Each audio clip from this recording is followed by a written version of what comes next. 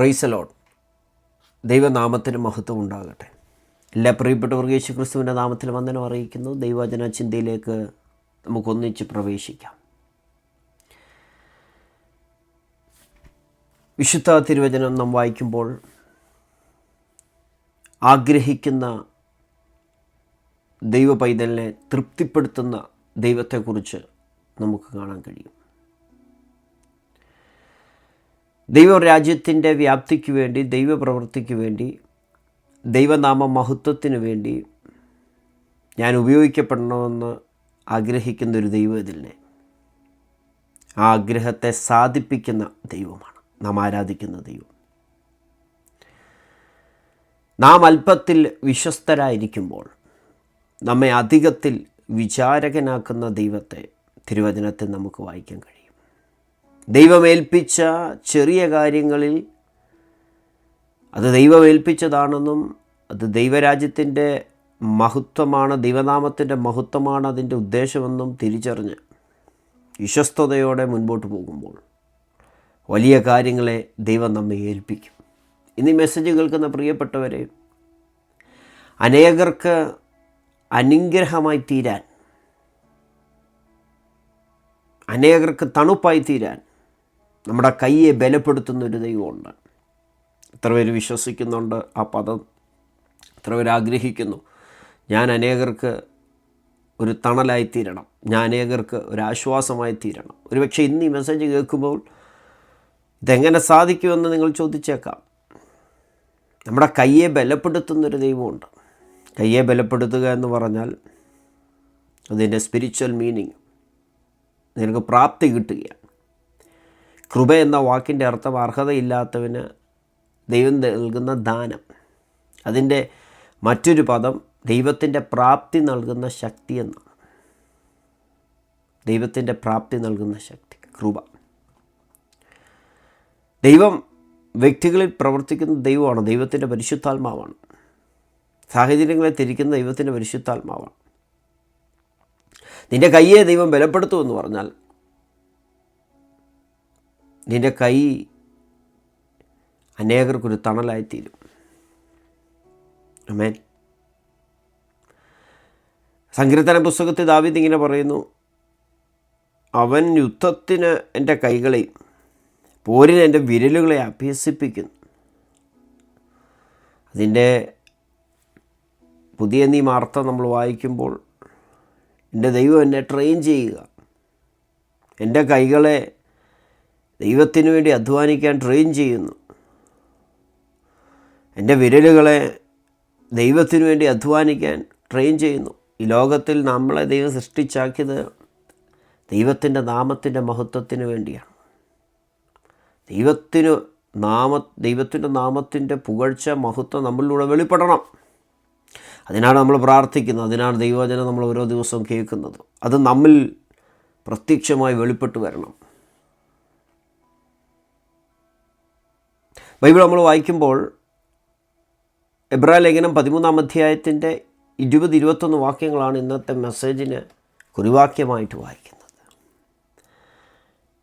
ഇങ്ങനെ വായിക്കുന്നത്, നിത്യനിയമത്തിൻ്റെ രക്തത്താൽ ആടുകളുടെ വലിയിടയനായ നമ്മുടെ കർത്താവായ യേശുവിനെ മരിച്ചവരുടെ ഇടയിൽ നിന്നും മടക്കി വരുത്തിയ സമാധാനത്തിൻ്റെ ദൈവം നിങ്ങളെ അവൻ്റെ ഇഷ്ടം ചെയ്യുവാൻ തക്കവണ്ണം എല്ലാ നന്മയിലും യഥാസ്ഥാനപ്പെടുത്തി തനിക്ക് പ്രസാദമുള്ളത് യേശുക്രിസ്തു മുഖാന്തരം നമ്മിൽ നിവർത്തിക്കുമാറാകട്ടെ.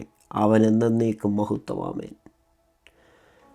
കോർ പോർഷനാണ് 21-ാം വാക്യത്തിൽ പറയുന്നത്, അവൻ്റെ ഇഷ്ടം ചെയ്യുവാൻ, ദൈവത്തിൻ്റെ ഇഷ്ടം ചെയ്യുവാൻ എല്ലാ നന്മയിലും യഥാസ്ഥാനപ്പെടുത്തി തനിക്ക് പ്രസാദമുള്ളത് യേശുക്രിസ്തു മുഖാന്തരം നമ്മിൽ നിവർത്തിക്കും.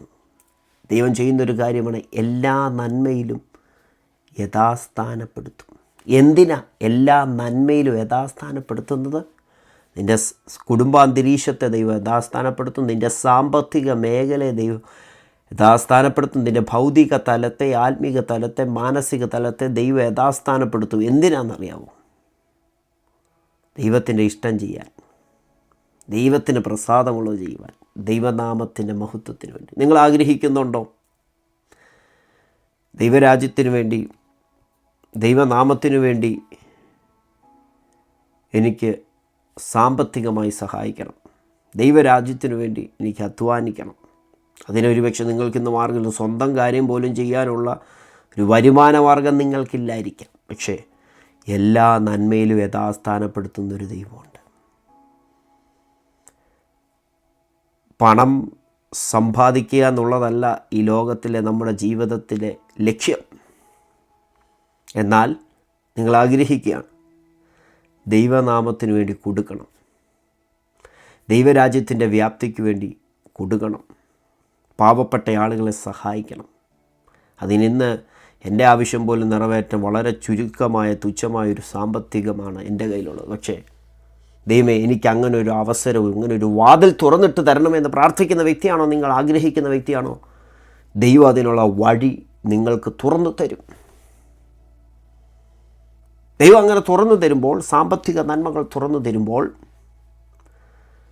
ദൈവസന്നിധിയിൽ എടുത്ത തീരുമാനങ്ങൾ നമ്മൾ നിവർത്തിക്കണം. ദൈവം വിശാലമായ വഴി ഒരുക്കി തരുമ്പോൾ, നന്മ യഥാസ്ഥാനപ്പെടുത്തുമ്പോൾ, സാമ്പത്തിക വഴികളെ ദൈവം തുറന്നു തരുമ്പോൾ, ആദ്യ എടുത്ത തീരുമാനത്തിൽ നിന്ന് പുറകോട്ട് പോകരുത്. വിശുദ്ധ തിരുവചനത്തിലെ 1-2 വേദഭാഗങ്ങൾ പൗലോസ് അപ്പോസ്തലൻ സഭയോട് പറയുന്നത് നമുക്കൊന്ന് വായിക്കാം. അപ്പോസ്തല പ്രവൃത്തികളുടെ പുസ്തകം 20-ാം അധ്യായത്തിൻ്റെ 33, 34, 35 വാക്യങ്ങൾ. ആരുടെയും വെള്ളിയോ പൊന്നോ വസ്ത്രമോ ഞാൻ മോഹിച്ചിട്ടില്ല. എൻ്റെ മുട്ടിനും എന്നോടുകൂടെ ഉള്ളവർക്കും വേണ്ടി ഞാൻ ഈ കൈകളാൽ അധ്വാനിച്ചു എന്ന് നിങ്ങൾ തന്നെ അറിയുന്നുവല്ലോ. ഇങ്ങനെ പ്രയത്നം ചെയ്ത് പ്രാപ്തിയില്ലാത്തവരെ സഹായിക്കുകയും വാങ്ങുന്നതിനേക്കാൾ കൊടുക്കുന്നത് ഭാഗ്യമെന്ന് കർത്താവായ യേശു താൻ പറഞ്ഞ വാക്ക് ഓർത്തുകൊള്ളുകയും വേണ്ടതെന്ന് ഞാൻ എല്ലാം കൊണ്ടും നിങ്ങൾക്ക് ദൃഷ്ടാന്തം കാണിച്ചിരിക്കുന്നു. പൗലോസൊരു എക്സാമ്പിൾ കാണിക്കുകയാണ്. ധവനം സ്വയമായി അധ്വാനിച്ചു. അദ്ദേഹത്തിന് അധ്വാനിക്കാനുള്ള ശക്തി, പ്രാപ്തി ദൈവം കൊടുത്തു. ആരുടെയും വെള്ളിയോ പൊന്നോ അദ്ദേഹം മോഹിച്ചിട്ടില്ല. തന്ത്രപരമായി ദ്രവ്യാഗ്രഹത്തിൻ്റെ ഉപായ തന്ത്രങ്ങൾ താൻ പ്രയോഗിച്ചില്ല. എന്നിട്ട് പറയുക, ഞാൻ കൈകൊണ്ട് അധ്വാനിച്ചു എൻ്റെ ആവശ്യങ്ങൾക്ക് വേണ്ടി. എൻ്റെ ആവശ്യങ്ങൾക്ക് വേണ്ടി മാത്രമല്ല, ദൈവം എനിക്ക് തന്ന സാമ്പത്തികം, ദൈവം എനിക്ക് തന്ന പണം, പ്രാപ്തിയില്ലാത്തവരെ സഹായിക്കാൻ, വാങ്ങുന്നതിനേക്കാൾ കൊടുക്കുന്നത് ഭാഗ്യമെന്ന് കർത്താവ് യേശു താൻ പറഞ്ഞ വാക്ക് ഓർത്തു. പൗലോസ് അപ്പോസ്തലൻ കൈകൊണ്ട് വേല ചെയ്തു. സുവിശേഷം അറിയിക്കുമ്പോൾ തന്നെ വേല ചെയ്തു. എന്നിട്ട് താൻ സമ്പാദിച്ച പണം എന്ത് ചെയ്തു? തൻ്റെ ആവശ്യങ്ങൾക്ക് ഉപയോഗിച്ചിട്ട് പ്രാപ്തിയില്ലാത്തവരെ സഹായിച്ചു. നിങ്ങൾ ആഗ്രഹിക്കുന്നുണ്ടോ? ദൈവം നമ്മെക്കുറിച്ച് ആഗ്രഹിക്കുന്ന, നമ്മുടെ ഇടയിൽ പ്രാപ്തിയില്ലാത്ത ആളുകളുണ്ട്, അവരെ ഹെൽപ്പ് ചെയ്യാൻ നമുക്കങ്ങനെ ഒരു മനസ്സ് വന്നാൽ നിശ്ചയമായിട്ടും അതിനുള്ള വഴി ദൈവം നമുക്ക് തരും. നമ്മുടെ കൈകളെ അതിനുവേണ്ടി ദൈവം ബലപ്പെടുത്തും. അനേകർക്ക് അനുഗ്രഹമായി തീരാൻ നമ്മുടെ കൈയെ ബലപ്പെടുത്തുന്ന, കൈക്ക് പ്രാപ്തി നൽകുന്നതെന്ന് പറഞ്ഞാൽ ഫിസിക്കലി കൈക്ക് മസിൽ വരുന്ന കാര്യമല്ല. അതിനുള്ള വഴി ദൈവം തുറന്നു തരും. സാമ്പത്തികമായ വഴി ദൈവം തുറന്നു തരുന്നു. അത് ഈ ലോകത്തിൽ ആഡംബരത്തോടെ ജീവിക്കാനല്ല. ദൈവം വെറുക്കുന്ന ഒന്നാണ് ജീവനത്തിൻ്റെ പ്രതാപം, പ്രൈഡ് ഓഫ് ലൈഫ്. അങ്ങനെ ജീവിക്കാനല്ല, മറിച്ച് എന്തിനാ? പ്രാപ്തിയില്ലാത്തവരെ സഹായിക്കാൻ. ഒന്ന് ചിന്തിച്ച് ചോദിക്കുക, പ്രാപ്തിയില്ലാത്തവരെ നമ്മൾ സഹായിക്കുന്നുണ്ടോ? അതിനാ ദൈവം നമ്മൾ ഈ ലോകത്താക്കി വെച്ചിരിക്കുന്നത്. അതിനുവേണ്ടിയാണ് ദൈവം നമുക്ക് എല്ലാ നന്മയിലും യഥാസ്ഥാനപ്പെടുത്തുന്ന ഒരനുഭവം തരുന്നത്. വീണ്ടും തിരുവചനം വായിക്കും. 2 കൊരിന്ത്യർ 9:8. 8-ാം വാക്യം ഇങ്ങനെയാണ്. അതിൻ്റെ മുകളിലും താഴെയും പറയുന്ന കാര്യങ്ങളെ ദൈവം തൻ്റെ ജനത്തിനു വേണ്ടി, ആഗ്രഹിക്കുന്ന വ്യക്തികൾക്ക് വേണ്ടി സാമ്പത്തികമായ വഴികളെ തുറന്നു കൊടുത്ത് അനേകർക്കൊരാശ്വാസമായി തീരുന്ന കാര്യത്തെക്കുറിച്ചൊക്കെ പറയുന്നുണ്ട്. 8-ാം വാക്യം മാത്രം ഇവിടെ വായിക്കുകയാണ്. 2 കൊരിന്ത്യർ 9:8. നിങ്ങൾ സകലത്തിലും എപ്പോഴും പൂർണ്ണ തൃപ്തിയുള്ളവരായി സകല സൽപ്രവൃത്തിയിലും പെരുകി വരുമാറും സകല കൃപയും പെരുക്കുവാൻ ദൈവം ശക്തനാകുന്നു. അടുത്തത്, അവൻ വാരി വിതറി ദരിദ്രന്മാർക്ക് കൊടുക്കുന്നു, അവൻ്റെ നീതി എന്നേക്ക് നിലനിൽക്കുന്നു എന്ന് എഴുതിയിരിക്കുന്നുവല്ലോ. മുകളിലും താഴെയും പറയുന്ന അതിൻ്റെ 6 തൊട്ട് 15 വരെയുള്ള വാക്യങ്ങൾ വായിക്കുമ്പോൾ കുറേ കാര്യങ്ങൾ നമുക്കവിടെ പൗലോസ് അപ്പോസ്തലൻ പറയുന്നതായി കാണാൻ കഴിയും. അവിടെ എല്ലാം താൻ പറയുന്നൊരു കാര്യമുണ്ട്. എന്താണെന്നറിയാമോ? പറയുന്നത് ഇത്രയേ ഉള്ളൂ: ദൈവം നിങ്ങൾക്ക് കൃപ തരും, ദൈവം നിങ്ങൾക്ക് ശക്തി തരും. എന്തിനാ?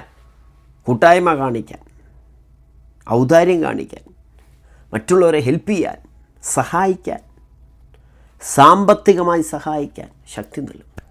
പ്രിയപ്പെട്ടവരെ, നിങ്ങളുടെ ഹൃദയത്തിൽ ആഗ്രഹമുണ്ടോ? മറ്റുള്ളവരെ സഹായിക്കണമെന്നുള്ള ആഗ്രഹത്തോടെ മെസ്സേജ് കേൾക്കുന്ന പ്രിയപ്പെട്ടവരെ, മറ്റുള്ളവർക്ക് പണം നൽകി സഹായിക്കണം. പാവപ്പെട്ട ആളുകൾ, ദൈവരാജ്യത്തിൻ്റെ വ്യാപ്തിക്ക് വേണ്ടി അധ്വാനിക്കുന്ന ആളുകളെ ഹെൽപ്പ് ചെയ്യാൻ ദൈവം നിങ്ങളുടെ കരത്തിന് ശക്തി നൽകും.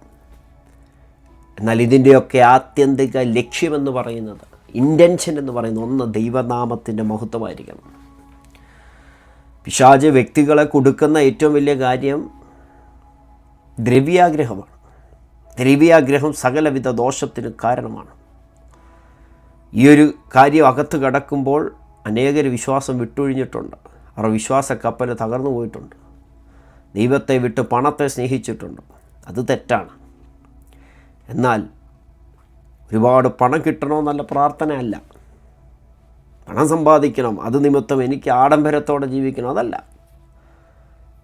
അനേകരെ സഹായിക്കാനുള്ള വഴി ദൈവം എനിക്ക് തുറന്നു തരണം എന്ന് പ്രാർത്ഥിക്കുന്ന ആരെങ്കിലും ഈ സന്ദേശം കേൾക്കുന്നുണ്ടെങ്കിൽ ഈ മെസ്സേജ് നിങ്ങൾക്ക് വേണ്ടിയുള്ളതാണ്. അനേകർക്ക് അനുഗ്രഹമായി തീരുവാൻ താങ്കളുടെ കയ്യെ ദൈവം ബലപ്പെടുത്തും.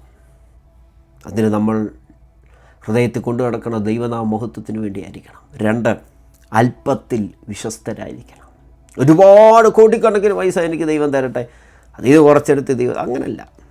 ഇപ്പോൾ ദൈവം നമുക്ക് തന്നിരിക്കുന്ന ആ അല്പത്തിൽ വിശ്വസ്തയോടെ ദൈവത്തിന് വേണ്ടി ചെലവഴിക്കുമ്പോൾ എല്ലാ നന്മയിലും യഥാസ്ഥാനപ്പെടുത്തി അതിരുകളെ വിശാലമാക്കി കൈകളെ ബലപ്പെടുത്തുന്നൊരു ദൈവമുണ്ട്. യെശയ്യാ പുസ്തകത്തിൽ വായിക്കുന്നവൻ ക്ഷീണിച്ചിരിക്കുന്നവന് ശക്തി നൽകുന്നു, ബലമില്ലാത്തവന് ക്ഷീണാവസ്ഥയാണ്. സാമ്പത്തിക മേഖല ക്ഷീണാവസ്ഥയാണ്. ആരെയും സഹായിക്കാനുള്ള ശക്തിയൊന്നും എനിക്കില്ല, ബലമില്ലായിരിക്കും, അതിനുള്ള പ്രാപ്തിയൊന്നുമില്ല. പക്ഷേ പ്രാപ്തി തരുന്ന ആരാ? ദൈവം. സകലത്തിൻ്റെ ഉടയവൻ ആരാ? ദൈവം. നിങ്ങളുടെ അതിരുകളെ വിശാലമാക്കുക, അവസ്ഥകളെ വിശാലമാക്കുക. ദൈവത്തിന് അധികം നേരമൊന്നും വേണ്ട. നിങ്ങൾ കാത്തിരിക്കുക, വിശ്വസിക്കുക. പ്രവർത്തിക്കുന്നവൻ ദൈവമാണ്. ഇനി മെസ്സേജ് കേൾക്കുന്ന പ്രിയപ്പെട്ടവരുടെ നമ്മുടെ ഹൃദയത്തിനകത്തൊരാഗ്രഹം ഉണ്ടായിരിക്കണം.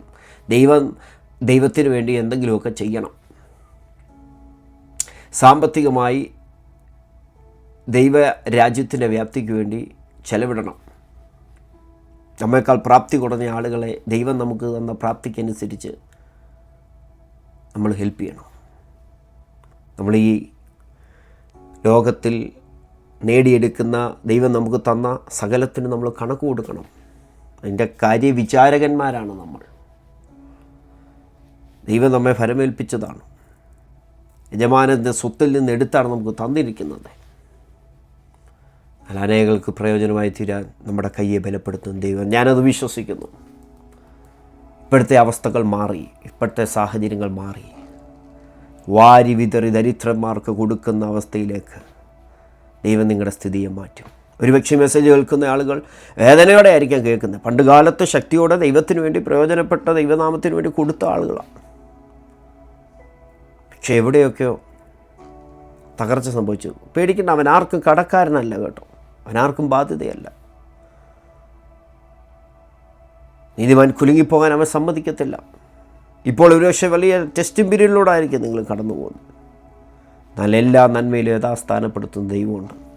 അവിടുത്തെ ഇഷ്ടം ചെയ്യുവാൻ, തനിക്ക് പ്രസാദമുള്ള പ്രവൃത്തി ചെയ്യുവാൻ യേശുക്രിസ്തു മുഖാന്തരം നിവർത്തിക്കുന്നൊരു ദൈവമുണ്ട്. വായിച്ച വാക്യം ഞാൻ ഒന്നുകൂടെ വായിക്കാം. 21-ാം വാക്യം: സമാധാനത്തിൻ്റെ ദൈവം നിങ്ങളെ അവൻ്റെ ഇഷ്ടം ചെയ്യുവാൻ തക്കവണ്ണം എല്ലാ നന്മയിലും യഥാസ്ഥാനപ്പെടുത്തി തനിക്ക് പ്രസാദമുള്ളത് യേശുക്രിസ്തു മുഖാന്തരം നമ്മൾ നിവർത്തിക്കും. ആമേൻ. പ്രാർത്ഥിക്കാം. ധൈര്യത്തോടിരിക്കുക, ബലത്തോടിരിക്കുക. അനേകർക്ക് അനുഗ്രഹമായി തീരുവാൻ നമ്മുടെ കയ്യെ ദൈവം ബലപ്പെടുത്തും. പരിശുദ്ധ പിതാവേ, നല്ല സമയത്തിനായി സ്തോത്രം. ലോകരാജ്യങ്ങളിൽ ഇരുന്നുകൊണ്ട് ഈ ദൈവവചന സന്ദേശം ശ്രദ്ധിച്ച് സകല വ്യക്തികളെ ഏൽപ്പിച്ച് പ്രാർത്ഥിക്കുന്നു. എല്ലാ നന്മയിലും ഞങ്ങളെ യഥാസ്ഥാനപ്പെടുത്തുന്ന ദൈവമേ, അങ്ങേക്ക് പ്രസാദമുള്ളത് ചെയ്യാൻ, യേശുക്രിസ്തു മുഖാന്തരം ചെയ്യാൻ, അങ്ങനെ ഇഷ്ടം ചെയ്യാൻ യഥാസ്ഥാനപ്പെടുത്തുന്ന ദൈവത്തിന്, അങ്ങനെ നിവർത്തിക്കുന്ന ദൈവത്തിന് നന്ദി പറയുന്നു. ദൈവം ഞങ്ങൾക്ക് ഈ ലോകത്തിൽ തന്ന സകല ഭൗതിക നന്മകൾക്കും ഞങ്ങൾ കണക്ക് കൊടുക്കണമല്ലോ. അതിൽ വിശ്വസ്തരായിരിക്കാൻ കൃപ തരണേ. അതിരുകളെ വിശാലമാക്കുന്ന അങ്ങാണല്ലോ. മനുഷ്യൻ്റെ അവസ്ഥയ്ക്ക് വ്യത്യാസം വരുത്തുന്ന അങ്ങാണല്ലോ. ദൈവനാമത്തിനു വേണ്ടി കരം നീട്ടണമെന്ന് ആഗ്രഹിക്കുന്ന ഒരുപാട് പേര് ഈ സന്ദേശം കേൾക്കുന്നുണ്ട്. അവർക്ക് അങ്ങനെ ഒരു ആഗ്രഹം കൊടുത്തതിന് നന്ദി പറയുന്നു. അനേകർക്ക് അനുഗ്രഹമായി തണലായി. വാങ്ങുന്നതിനേക്കാൾ കൊടുക്കുന്നത് ലാഭമെന്ന് കർത്താവ് പഠിപ്പിച്ചത് പ്രകാരം കൈ അഴിഞ്ഞ് ഹെൽപ്പ് ചെയ്യാൻ എൻ്റെ മക്കളെ അവിടുന്ന് ബലപ്പെടുത്തണമേ. ഇന്നലകളുടെ ചരിത്രത്തിൽ പ്രാർത്ഥിച്ച ഭക്തന്മാരുടെ സ്ഥിതിയെ മാറ്റിയ ദൈവം ഈ മെസ്സേജ് കേൾക്കുന്ന പ്രിയപ്പെട്ട സ്ഥിതി അങ്ങ് മാറ്റാൻ പോകുന്നതിന് നന്ദി പറയുന്നു. സകലതും അങ്ങയുടെ നാമത്തിൻ്റെ മഹത്വത്തിന് കാരണമാക്കി തീർക്കണേ. പ്രാർത്ഥന കേട്ട് നന്ദി. യേശുവിൻ നാമത്തിൽ ആമേൻ.